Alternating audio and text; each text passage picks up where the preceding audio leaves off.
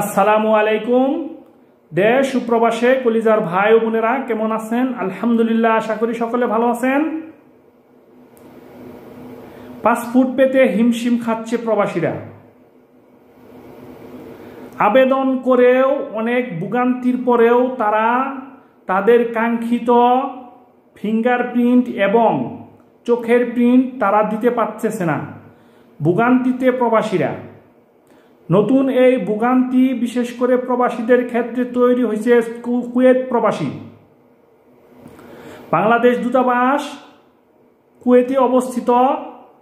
তারা অনলাইনে অনেক মানুষ বা প্রবাসীরা পাসপোর্টের আবেদন করেছেন।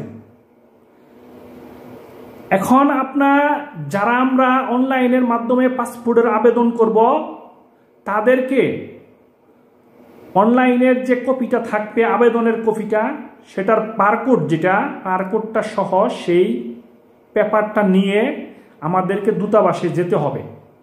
দূতাবাসে গিয়ে আমাদের চোখের প্রিন্ট এবং ফেসের প্রিন্ট দিতে হবে। এটাই পাসপোর্টের নিয়ম। কিন্তু দিনের পর দিন ভোগান্তির পর ভোগান্তি ধীরস্থিরে চলতেছে, যার কারণে ভোগান্তিতে পড়তে হচ্ছে প্রবাসী বাংলাদেশি ভাইদের। এতটাই ভোগান্তি, তাদের পাসপোর্ট পেতে তো দেরি হচ্ছে। পাসপোর্ট পাবে সেটা তো দূরের কথা, পরের ব্যাপার। কিন্তু তারা আবেদন করার পরেও, অনলাইনে আবেদন করার পরেও তাদের যে ফিঙ্গারগুলা দিতে দূতাবাসে গিয়ে সরাসরি সশরীরে গিয়ে সেখানে দূতাবাসে ফিঙ্গার দিতে হয়, সেখানেও অনেক সমস্যা, হিমশিম পড়ে যাচ্ছে তারা। জনবল এবং কর্মকর্তা বেশি না থাকার কারণে তাদেরকে সেই কাঙ্ক্ষিত সেবাগুলো দিতে পারতেছে না দূতাবাসগুলো। ভোগান্তিতে পড়তে হচ্ছে অনেক প্রবাসীকে, বিশেষ করে কুয়েতের বাংলাদেশি প্রবাসীদের জন্য।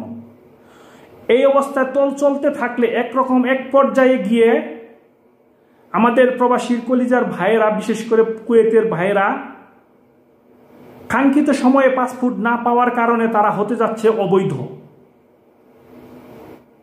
ইমার্জেন্সি তাদের দেশে যাওয়ার দরকার, কিন্তু পারতেছে না এই পাসপোর্ট জটিলতার কারণে।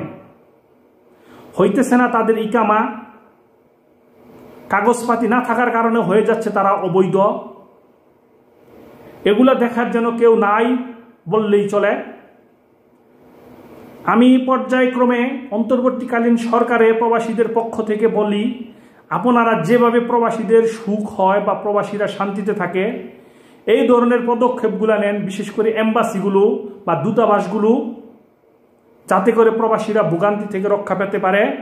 এতে করে দেশের রেমিটেন্স অব্যাহত থাকবে বলে আশা করি আমরা, ইনশাআল্লাহ।